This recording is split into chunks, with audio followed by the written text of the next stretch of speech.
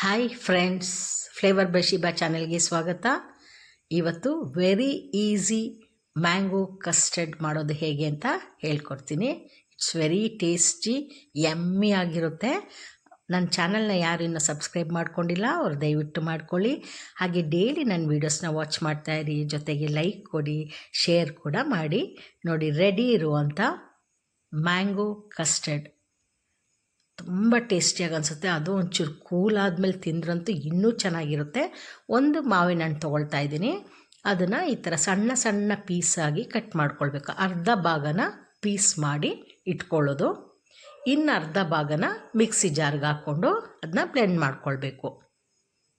ಆಯಿತಾ? ಈ ಥರ ಕಟ್ ಮಾಡಿಕೊಂಡ್ರೆ ಒಂದೇ ಸೈಜಲ್ಲಿ ಸಣ್ಣ ಸಣ್ಣ ಪೀಸಾಗಿ ಕರೆಕ್ಟಾಗಿ ಸಿಗುತ್ತೆ. ನೋಡೋಕ್ಕೂ ಒಂದು ಚೆಂದ. ಇದು ಆಮೇಲೆ ಬೇಕು, ಅದಕ್ಕೆ ನಾನು ಅರ್ಧ ಕಟ್ ಮಾಡಿ ಇಟ್ಕೊಳ್ತಾ ಇದ್ದೀನಿ. ಇನ್ನು ಅರ್ಧನ ಮಿಕ್ಸಿ ಜಾರ್ಗೆ ಹಾಕ್ಕೊಳ್ತೀನಿ. ಭಾಳ ಟೇಸ್ಟಿಯಾಗಿರುತ್ತೆ, ಯಮ್ಮಿ ಆಗಿರುತ್ತೆ.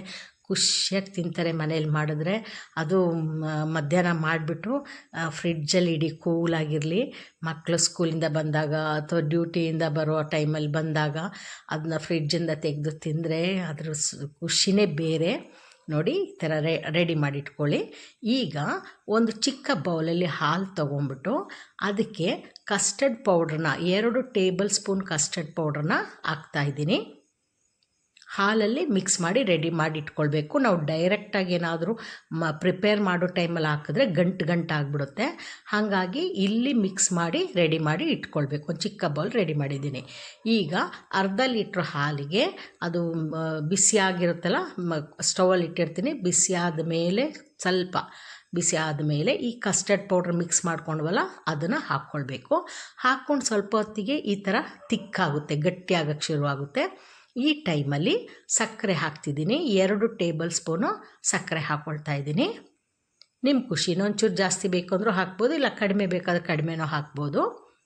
ಸಕ್ಕರೆ ನೋಡಿ, ಈ ಥರ ಪಾತ್ರೆ ಸಿಮ್ಮಲ್ಲೇ ಇಟ್ಕೊಳ್ಬೇಕು. ಸ್ಟವ್ದು ಫ್ಲೇಮ್ನ ಸಿಮ್ಮಲ್ಲಿ ಇಟ್ಕೊಂಡು ಮಾಡಬೇಕು. ಈಗ ನಾವು ಏನು ಪಲ್ಪ್ ಇದೆ ನೋಡಿ, ಇದ್ರದ್ದು ಮ್ಯಾಂಗೋದು ಮಿಕ್ಸಿಗೆ ಹಾಕಿ ತೆಗೆದ್ವಲ್ಲ ಅದನ್ನು ಹಾಕ್ಕೊಳ್ಬೇಕು. ಕಲರು ಚೇಂಜ್ ಆಗುತ್ತೆ. ಆ ಟೇಸ್ಟ್ ಎಷ್ಟು ಚೆನ್ನಾಗಿರುತ್ತೆ ಅಂತಿಲ್ಲ. ನೋಡಿ, ಇದನ್ನು ಮಿಕ್ಸ್ ಮಾಡ್ಕೊಳ್ಳಿ. ಆಮೇಲೆ ಸ್ಟವ್ ಆಫ್ ಮಾಡ್ಕೊಂಡು ಕೆಳಗಿಳಿಸ್ಕೊಳ್ಳಿ. ಅದು ಸ್ವಲ್ಪ ತಣ್ಣಗಾದಮೇಲೆ ಒಂದು ಬೌಲ್ಗೆ ಹಾಕ್ಕೊಂಬಿಟ್ಟು ಅದ್ರ ಮೇಲೆ ನಾನು ಪೀಸಸ್ ಮಾಡಿಟ್ಟಿದ್ದೆ ನೋಡಿ ಮ್ಯಾಂಗೋನ, ಅದನ್ನು ಹಾಕ್ಕೊಳ್ಬೇಕು.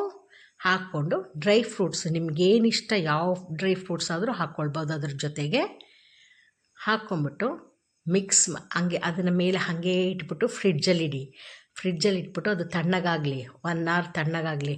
ಆಮೇಲೆ ಆ ಮ್ಯಾಂಗೋ ಡ್ರೈ ಫ್ರೂಟ್ಸ್ ಇದ್ರ ಜೊತೆಗೆ ತಿಂತಾಯಿದ್ರೆ ನಿಜವಾಗ್ಲೂ ಎಮ್ಮಿನೇ, ಅದು ಅಷ್ಟು ಚೆನ್ನಾಗಿರುತ್ತೆ.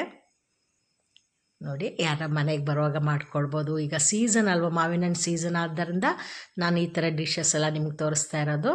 ಈಸಿಯಾಗಿರುತ್ತೆ, ಟೇಸ್ಟಿಯಾಗಿರುತ್ತೆ, ಒಂದು ಎನರ್ಜಿ ಸಿಕ್ತಂಗೆ ಅನಿಸುತ್ತೆ ಈ ಥರ ಎಲ್ಲ ತಿಂದರೆ. ಬರೀ ಮಾವಿನ ಹಣ್ಣು ತಿನ್ನೋದಕ್ಕಿಂತ ಈ ಥರ ಮಾಡ್ಕೊಂಡು ತಿನ್ನಿ, ಭಾಳ ಚೆನ್ನಾಗಿರುತ್ತೆ. ನೆಕ್ಸ್ಟ್ ವಿಡಿಯೋದಲ್ಲಿ ಮೀಟ್ ಮಾಡೋಣ. ಅಲ್ಲಿವರೆಗೂ take care, bye bye, thank you.